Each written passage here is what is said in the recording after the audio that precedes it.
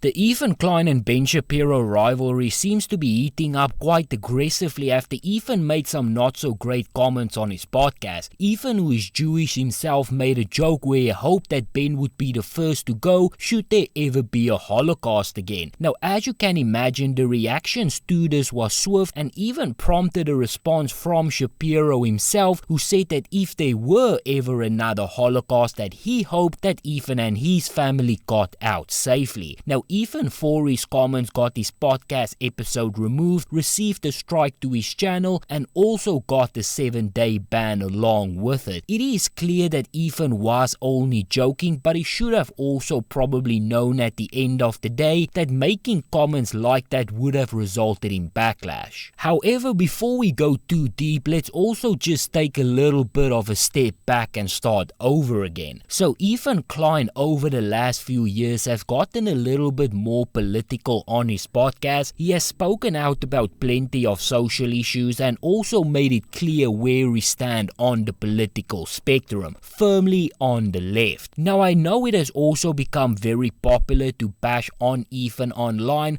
but I don't think too much bashing is warranted in this case. So Ethan Klein was busy on his podcast, and while discussing Ben Shapiro, he pretty much made the point that Ben was spreading information or what he would consider misinformation on his podcast. In Ethan's opinion, the information that Shapiro spread is the type of rhetoric that can directly lead to another W2 bad situation. Now, whether you agree with that or not is going to come down to whether or not you agree with Ben's politics. Honestly, I do not care one way or the other. He gets to believe what he wants to believe, and you get to believe what you want to believe. It is, however, worth pointing out that Ben is extremely Jewish and is also very proud of it, so I don't think he is going to be spreading misinformation that will hurt his own people. But be that as it may, Ethan, another Jewish person, seems to think that Ben's message is directly hurting their people, and thus he did decide to speak out. Now again, you get to decide for yourself which side of the argument you fall on, but at the end of the day, Ben Shapiro is allowed to share his political views however he wants to,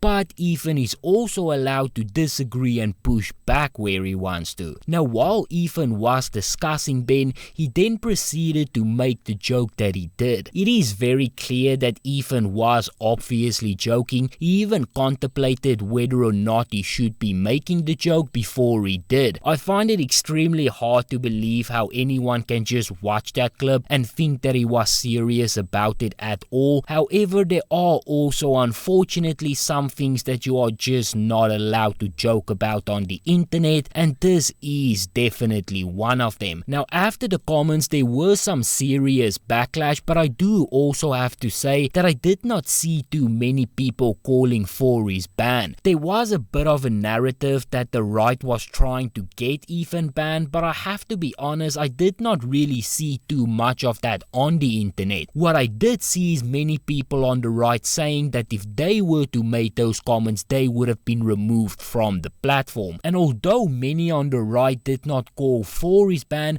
they also made it clear that they are not going to feel too sorry about it. Ethan himself have been calling on the deplatforming of people for a while now, so therefore you just get what you get. Now, Ben Shapiro did make quite a few videos where he went over everything and pretty much just expressed those feelings as well. He said that he does not support the ban or call for one, but is also not going to care if a ban happened. Now, Ethan, for his part, went to Twitter and ripped the decision as well as the people on the right by saying that they always speak against cancel culture, but then goes on to call for his removal. He also said that there was a campaign from the extreme right wing to get him banned off of YouTube. Now, I do not know if that part is true or not. One thing that I do know about the extremely alt-right people is the fact that they themselves hate Jewish people, so I don't see them calling on Ethan to get banned for comments that they most likely agree with. Ben himself has said that he's been a victim of alt-right anti-Semitic attacks for years now, so I do find it unlikely likely that those same people are now behind Ethan's ban. I don't think there are any type of big campaign from the right wing to get him banned. I just think that there were people calling out the comments, and then YouTube decided to stand on their own and make the decision that they did. Now, I could also be wrong. Ethan was actually reported when he made those comments about the NRA building. One pissed off hypocrite decided to go and report them, but in this specific case, I think this is probably just a situation where YouTube decided to clamp down based on the comments that were made.